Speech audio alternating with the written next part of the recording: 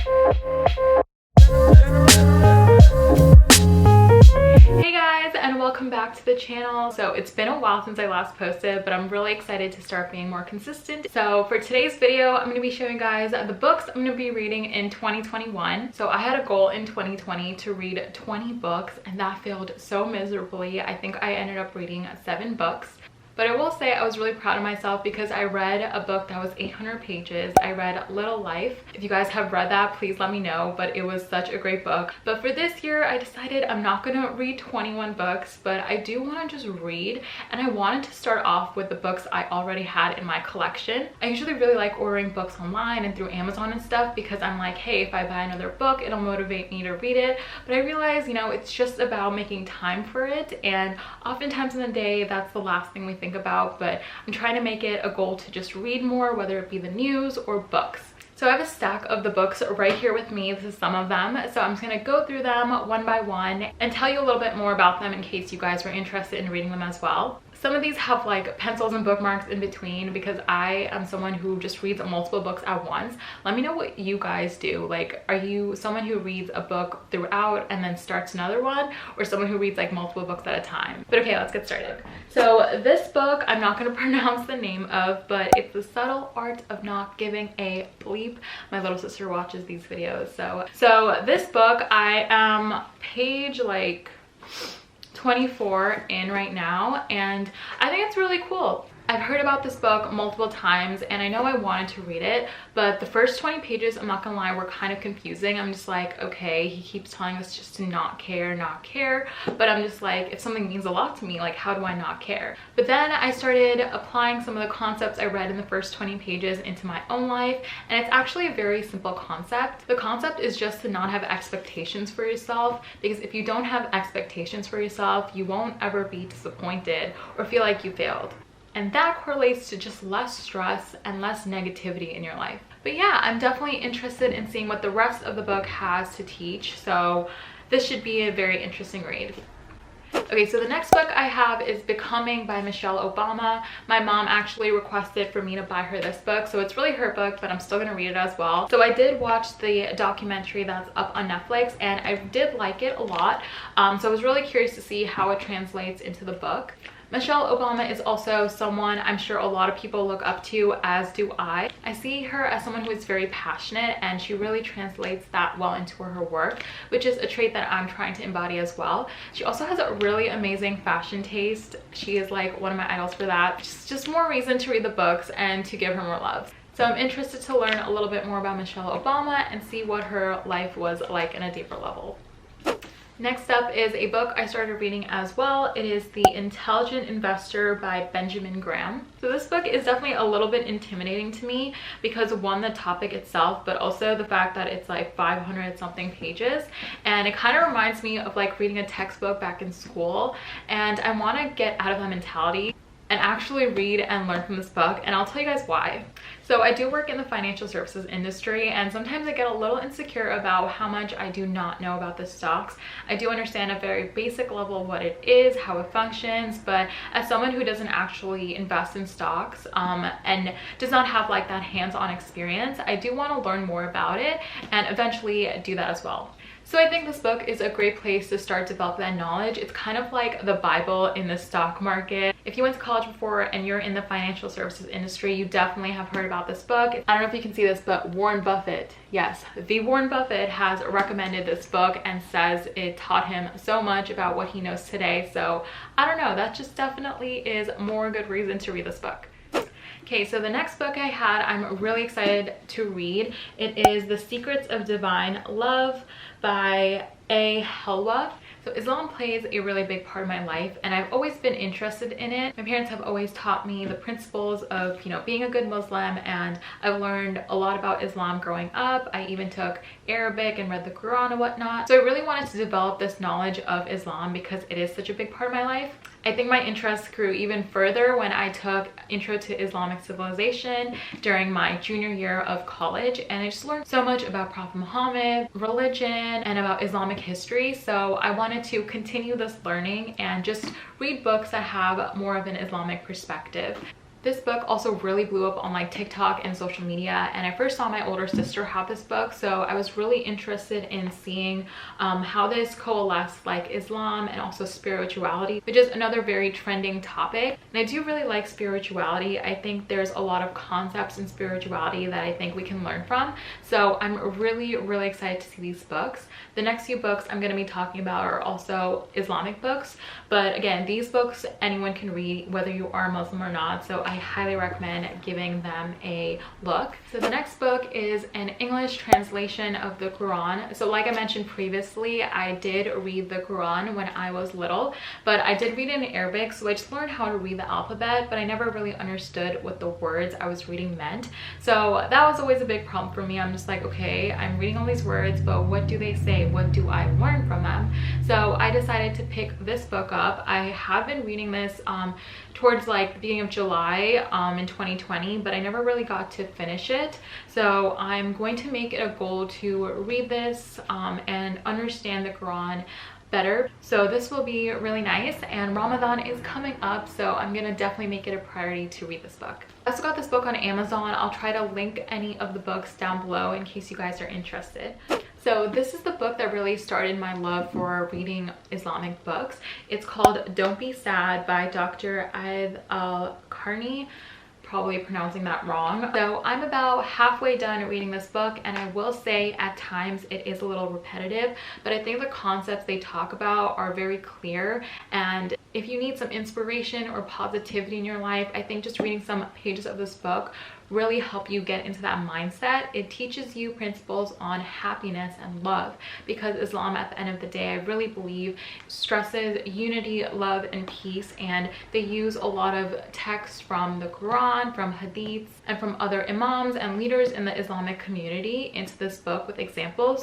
So I definitely recommend reading this book if any of that sounded appealing to you guys. So the next book I have here is called Islam. It's just called Islam. This is actually a book that I was reading in my Intro to Islamic Civilization class, and it basically goes through how Islam was formed. It has some scriptures from the Quran and explains them, and it's kind of like a history book of Islam. And I didn't get to read all of this during my class. I just read sections of it, and since I am on this learning journey about Islam, I decided why not add this to my collection. So the next book is a very interesting one. It's called The Modern Herbal Dispensary, a medicine making guide. I originally picked this up because of my hatred for Big Pharma. But Big Pharma is basically the concept that we have these big companies controlling our medicine and what goes into our body. I don't think medicine should be overpriced. I don't think people should be paying an arm and leg to treat something that is happening into their body. A lot of the times it's not our fault, and I think that a society that really values human life and not profiting off the human for their lives is a society that is going to thrive, and a society that is how it should be.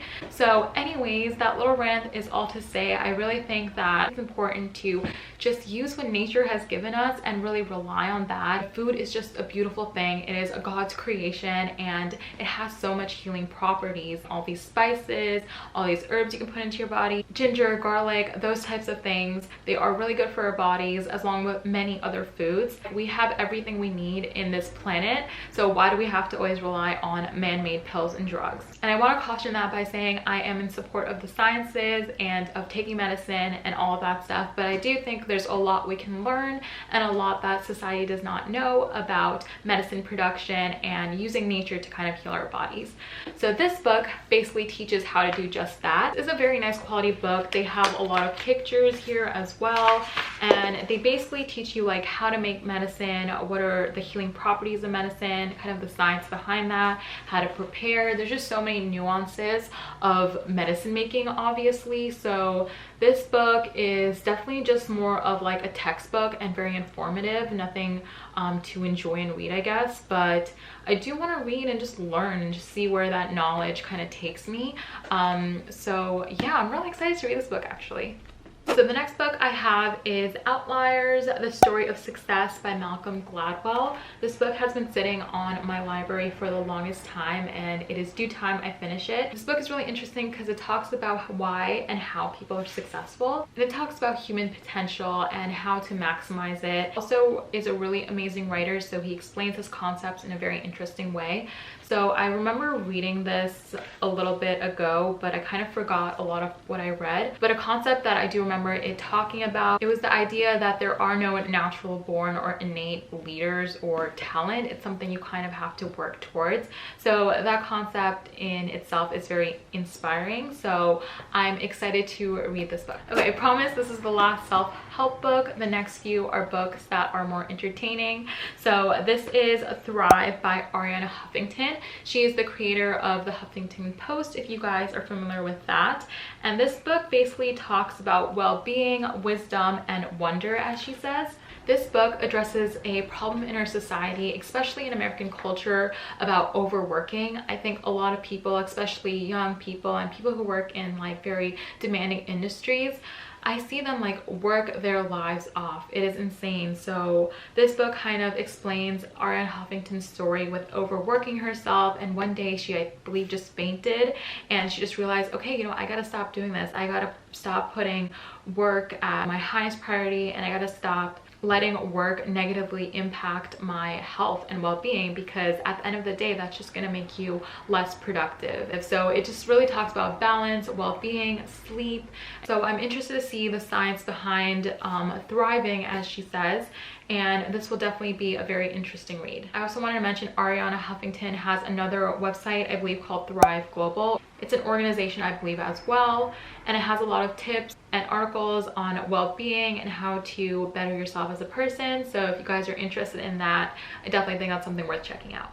So this book is called Weapons of Math Destruction, and it basically talks about how big data is going to be harmful in the future. Big data is a huge topic right now with technology on the rise and everything turning digital. This book talks about the dark sides of big data and how that's going to really transform our society at an unprecedented pace. This book also talks about how big data can often be discriminatory and how it can potentially compromise our democracy. So this will be definitely a very interesting and scary read to read. So my last few books are all fiction books, and fiction books are really what started my love of reading when I was little. So these books are going to be really refreshing amongst all of the self-help and learning books. So the first book I have is Bridgerton, The Duke and I, and I'm kind of hesitant about reading this just because the Netflix show I really did not like, but I thought this would be interesting to read and maybe even review because this is such a hot topic right now, or it has been, I guess, in the prior weeks. So I was supposed to read this a while ago, but I haven't gotten into it. So this will be a very quick and interesting book to read. Funny enough, the next book I have was also adapted into a movie/series. This is called Sharp Objects by Gillian Flynn. It is a limited series on HBO. This book is basically about a reporter who returns to her hometown to see a murder of two young girls, and it is basically about her search to find this serial killer.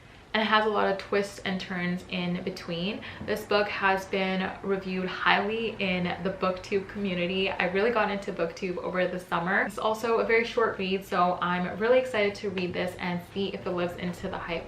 Okay, so the last book I have is The 20th Victim by James Patterson. So I've always wanted to read books by James Patterson because I've heard such great things about him, but this book seemed particularly interesting. It says 3 victims, 3 bullets, and 3 cities. So there are all of these murders that are happening across the cities, such as LA, Chicago, and San Francisco. And apparently all of these murdered men and women are criminals, so that's very interesting. I don't know if you guys can tell, but I am interested in like murders and like serial killers and all of that kind of creepy stuff. My interest really grew when I started hearing the Crime Junkie podcast. If you guys are into podcasts, I really recommend Crime Junkie if you are of age, of course. It just really teaches you a lot about psychology. It also teaches you to always have your guard up and just be very aware of your surroundings. So anyways, guys, those are the books that I'm reading this year. I'm probably going to add on to this collection, but please let me know if you have any book recommendations on the comments below. If you guys made it this far, this is your sign to grab a book, get off your phone, get off my channel, and start reading as well. Thank you guys so much for watching. I hope you guys have a great rest of your day, and I'll see you guys in the next video. Bye!